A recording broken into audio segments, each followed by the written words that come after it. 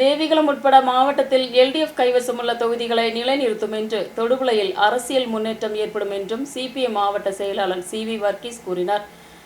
ராஜேந்திரன் கட்சிக்கு துரோகம் செய்ததாகவும் ராஜேந்திரன் எவ்வாறு செயல்படுவார் என்று தெரிந்து அதன்படி LDF செயல்படுவதாகவும் CV வர்கீஸ் கூறினார்.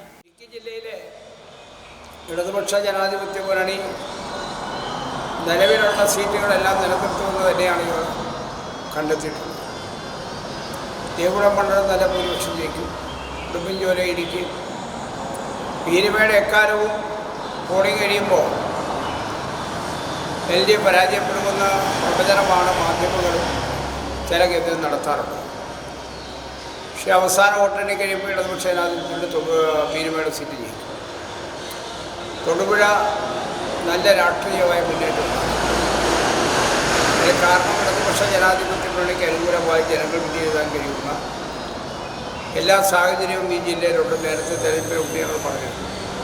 രാജേന്ദ്രൻ അങ്ങോട്ട് ചെന്നതിൻ്റെ ഭാഗമായി രാജേന്ദ്രൻ ഞങ്ങളുടെ കൂടെ നിന്ന് കഴിഞ്ഞ തെരഞ്ഞെടുപ്പിൽ ഞങ്ങളുടെ കൂടെ നിന്ന് ചതിക്കുകയല്ലേ ഇത്.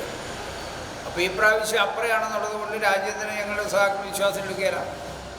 കൂടെ നിന്ന് ചതിക്കുന്നവരെയാണല്ലോ നമുക്ക് ഭയപ്പെടേണ്ടതുണ്ട്. ഇപ്പോൾ എതിർശ്ശേരി നിൽക്കുമ്പോൾ രാജ്യത്തിൻ്റെ ഭാഗത്ത് നിന്ന് ഏതൊക്കെ മേഖലയിൽ ചതിവുണ്ടാകും എന്ന് കൃത്യമായി ഞങ്ങളുടെ എല്ലാ നിലവാരത്തിലുള്ള സഹാക്കൾക്കറിയാം.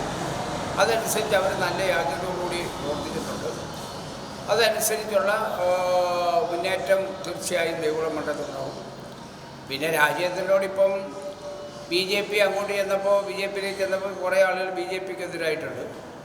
പിന്നെ കോൺഗ്രസും BJPയും തമ്മിൽ ഏതെങ്കിലും അവിശുദ്ധ കൂട്ടുകെട്ടിൻ്റെ ഭാഗമായി ഒരു നിലപാടെടുക്കുമെന്ന് ഞങ്ങൾക്കറിയാം. അതിനെയെല്ലാം മറികടക്കാൻ ആവശ്യമായ പ്രവർത്തനം ഞങ്ങൾ സംഘടിപ്പിക്കുന്നു. ഇടുക്കി മണ്ഡലത്തിൻ്റെ ഒരാശങ്കപ്പെട്ട കാര്യമില്ല. കാരണം ഇടുക്കി മണ്ഡലം റോഷി ഇപ്പോൾ 25 വർഷക്കാലം തിരഞ്ഞെടുക്കപ്പെടുന്നതാണ്. ഇടതുപക്ഷ ജനാധിപത്യത്തിൻ്റെ ഭാഗമായി വന്നപ്പോൾ കുറേ കൂടെ സീറ്റ് ഉറപ്പിക്കാൻ സഹായകരമായിട്ടുണ്ട്. ഒരാശങ്കയുടെ അടിസ്ഥാനമില്ല. ഇപ്പോൾ എന്തെല്ലാം പ്രവചനം നടത്തിയാലും അവിടെ തിരഞ്ഞെടുപ്പ്